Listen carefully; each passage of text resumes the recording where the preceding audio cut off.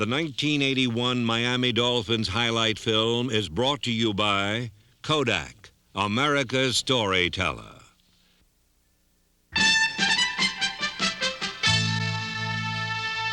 In the beginning, the season was written off as a rebuilding year for the Miami Dolphins.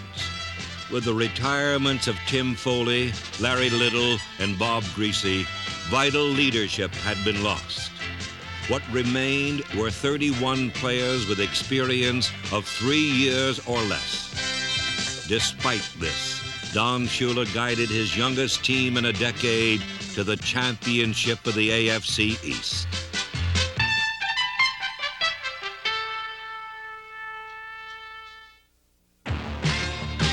In the opener, an aggressive defense, led by number 73, Bob Baumhauer, swarmed over the Cardinals' O.J. Anderson. The dangerous runner was held to just 52 yards on 20 carries, and St. Louis was limited to a single touchdown. In the season's second game, another prominent running back was the target. Franco Harris's yardage matched the number on his back. Merely 32 yards for the third leading rusher in pro football history. Against Pittsburgh, the Dolphins racked up their 8th sack of the season. And Miami's record stood at a neat 2-0.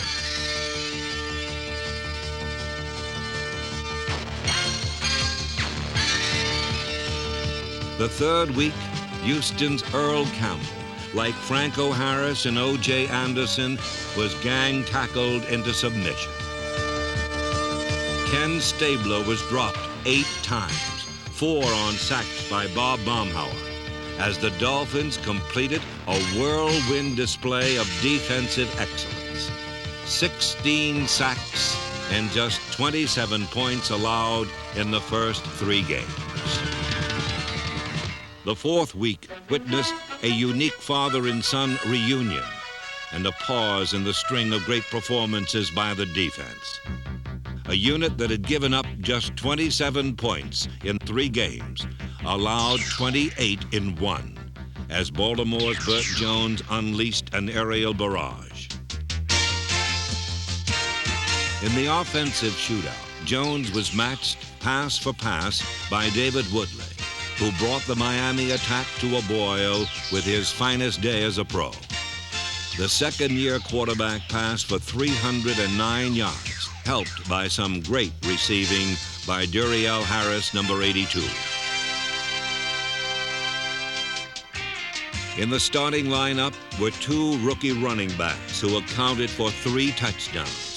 Number 32, Tom Vigorito, played in place of Tony Nathan, while Andra Franklin, number 37, stepped in for Woody Bennett and scored twice. With a 3-point win, young, surprising Miami now had a record of 4-0. Against the Jets, a hard hit knocked David Woodley out of the game with fractured ribs.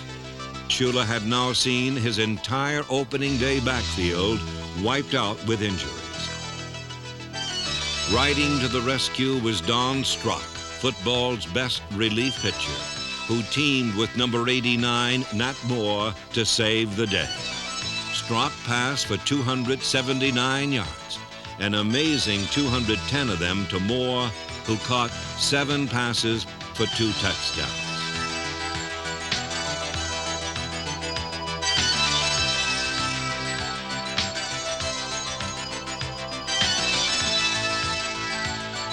The game ended in a tie, but after 5 weeks, Miami stood alone as the only undefeated team in pro football. The next week in Buffalo, the unbeaten streak came to an end. About the only thing Dolphin fans had to cheer about was a dazzling 90-yard kickoff return by rookie Fulton Walker, number 41.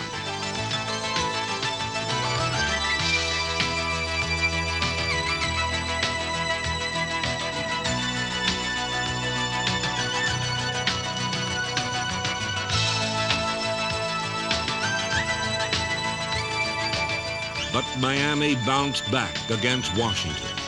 Wearing a vest to protect his broken ribs, David Woodley hooked up with Wally English's talented stable of receivers for close to 300 yards.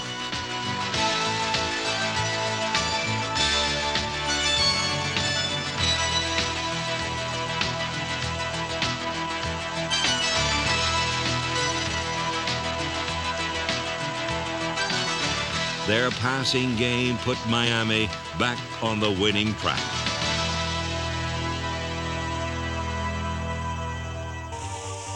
One of 1981's most memorable games matched Tom Landry and Don Shula, a pair of coaching legends. On his 23rd birthday, David Woodley lit the candles for a Dolphin record 408 yards.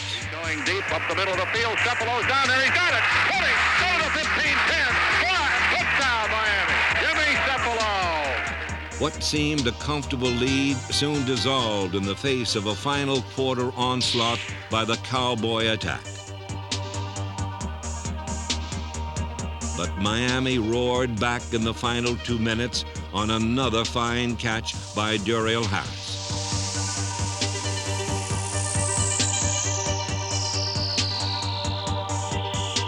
On the brink of a dramatic victory, their comeback was halted. What could have been one of Miami's greatest victories was instead one of their most bitter defeats.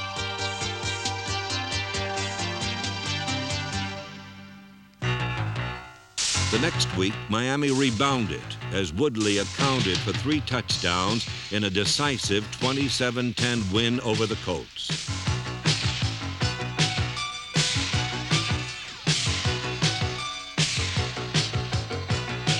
Seven days later in New England, the team overcame a 2-touchdown deficit with a ground game that produced a season-high 203 yards.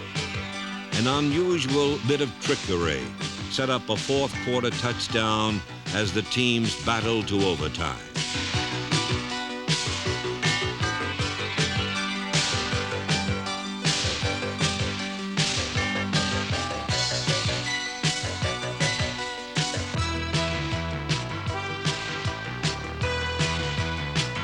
In sudden death, linebacker Bob Brzezinski, number 59, intercepted his second pass of the game. 1 of 4 by Dolphin linebackers, and Miami was in position to win on an Uwe von Schamann field goal.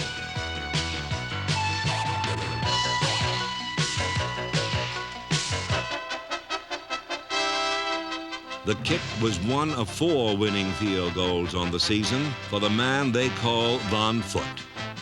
The thrilling overtime victory gave Don Shula a milestone 200th career coaching win. The Dolphins now stood 7-2-1, the best record in the entire NFL.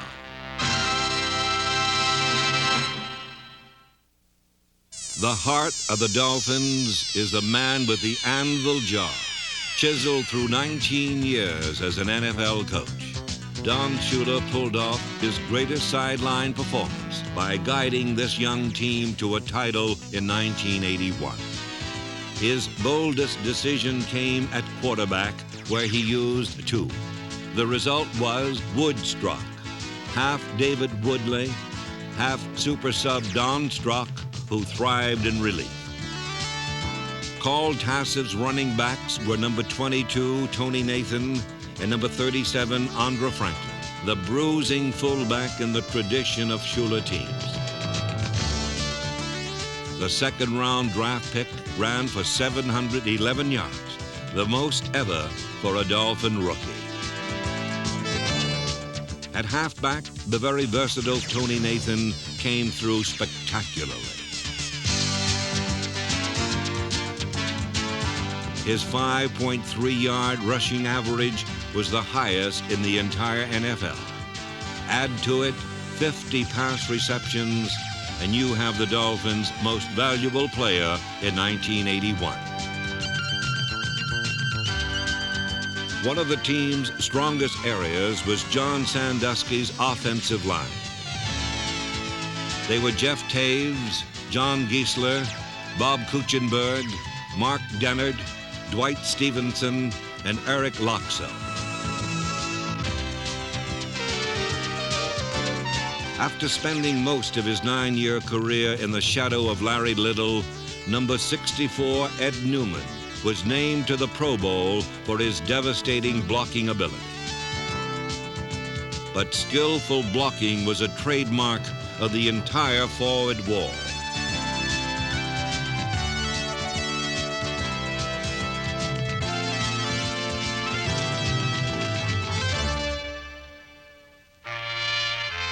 Special teams were another source of strength, from the punting of rookie Tom Orris to the kicking of veteran Uwe von Schamann. Coach Steve Crosby's reckless band of special team hitters included Steve Shull, Jim Jensen, and Steve Potter, number 54. On the receiving end was rookie Tom Vigorito, one of the leading punt returners in the league. Vigorito will run to his right, gets a corner turn, 15, 20, got a block, 25, 30 up the sideline. He might go, 45, 50, down to the 40, down to the 30, down to the 20, 15, 10, 87 yards for Tommy Vigorito, and there are no flags. On defense, Bill Arnsparger, Mike Scarry, and Tom Keene coached a unit that held opponents to 10 points or less 8 times. The man in the middle was 6 foot, 5 inch, 260-pound All-Pro Bob Baumhauer. Many consider him the best nose guard in the game today. Number 73 always finds a way to get to the ball.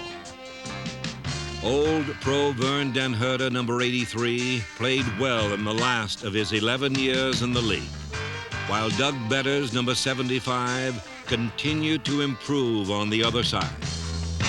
Kim Bocamper, number 58, flourished in his role as the team's pass rushing specialist. Injuries depleted the secondary as cornerbacks Ed Taylor and number 28 Don McNeil missed vital playing time. One corner who stayed healthy was number 48 Gerald Small, who set a team record for breaking up passes.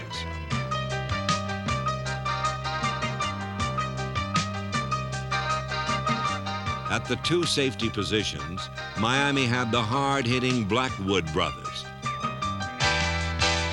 Number 42, Lyle, was at free safety, and number 47, Glenn, played at strong safety. Don Bessadou and Mike Kozlowski saw lots of action, and Kozlowski, number 40, made the most of his playing time.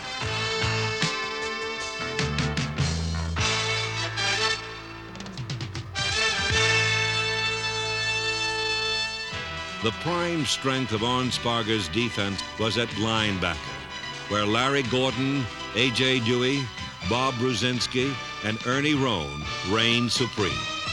Roan, number 55, led the team in tackles and excelled at blitzing the quarterback. In the season's 12th week against the Jets, he racked up 3 sacks, while teammate Larry Gordon, number 50, got 1 for a safety. The Dolphin defense held New York to just 3 field goals until 16 seconds were left in the game. But with one flick of Richard Todd's arm, the Jet jinx continued.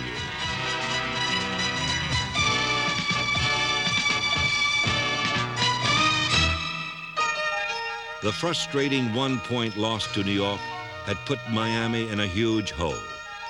Every member of the 45-man squad knew what had to be done. 4 games remained. 4 games had to be won. The entire season was at stake. The NFL playoffs the prize as Don Shula and company faced their greatest challenge. The high-flying Eagles posed the first hurdle, and a national television audience saw the Dolphins' defense at its best.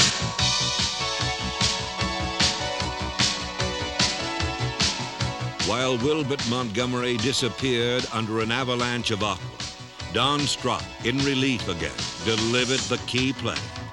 On a fourth down gamble, Strock audibled at the line and burned a blitz with a touchdown to Duriel Harris.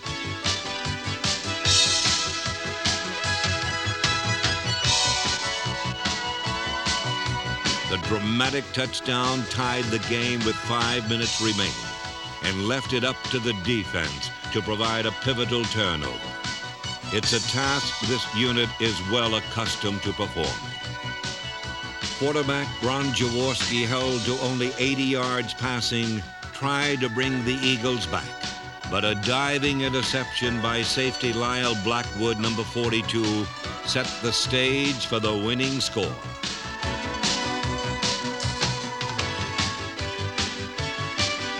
Uwe von Schauman's kick was true.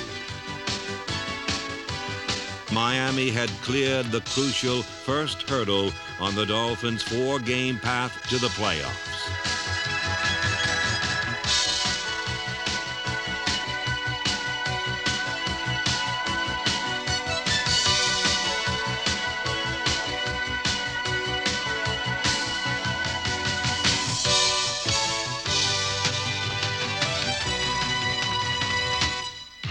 The following Sunday, Schuler's team continued its show of character. In a victory over New England, number 31, Eddie Hill, epitomized the team's determination.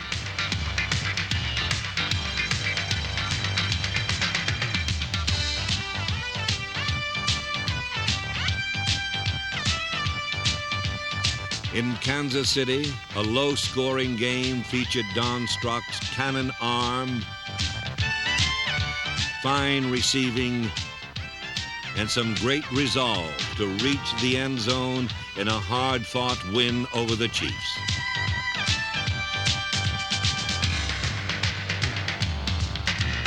Now it was 3 down and 1 to go. A showdown with Buffalo for the division title.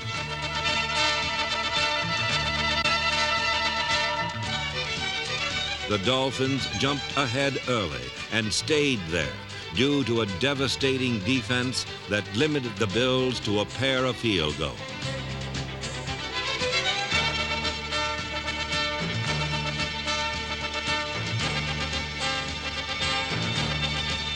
The 16-6 victory in the Orange Bowl meant Miami had permitted only 4 touchdowns in their final 4 games. The 4 games they had to have to make the playoffs. What seemed impossible at the start of the season was now reality. The underrated Dolphins were the champions of the AFC East and now had the home field advantage for the playoffs.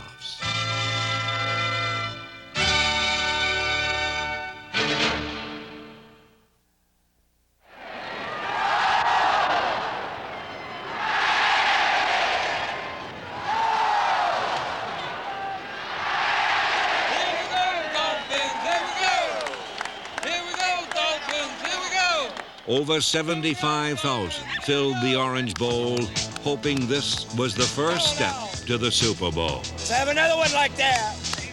Get him free! Get him! Get him free! But Miami's 8th playoff game in 12 seasons quickly became a nightmare. The visiting San Diego Chargers, pro football's most explosive team, scored 24 unanswered points in the first quarter. No one in playoff history has overcome such a large lead. But some fans, like their team, refuse to give up. We ain't through. 3 touchdowns. We coming back. 3 more. 3 touchdowns. As he had all year, Don Strock came off the bench, a heroic figure in the center of the storm. Tell him about it, Don Strock. Get him in the end zone, Don. Let's go, boys. Led by Strock, Miami began the long climb back from the 24-point deficit. Like a man possessed, Strock drove the Dolphins downfield, at one point completing 12 straight passes, In 4 frenzied possessions, Miami scored 4 straight times.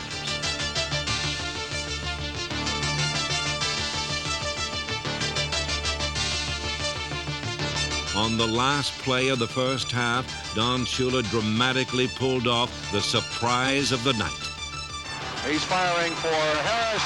Lateral to Tony Nathan. 20, 15, 10, 5, touchdown, Dolphins.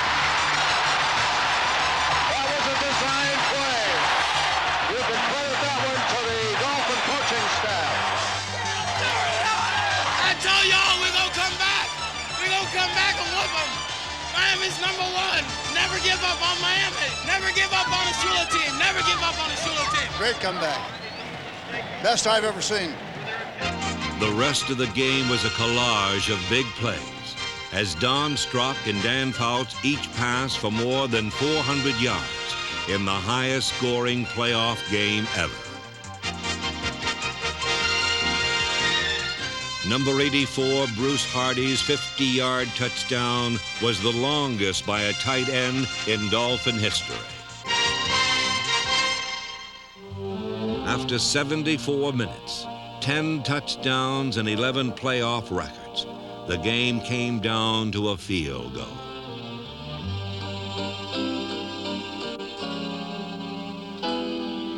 The ball would be kicked 4 times before one finally went through, spoiling the most remarkable comeback in pro football history.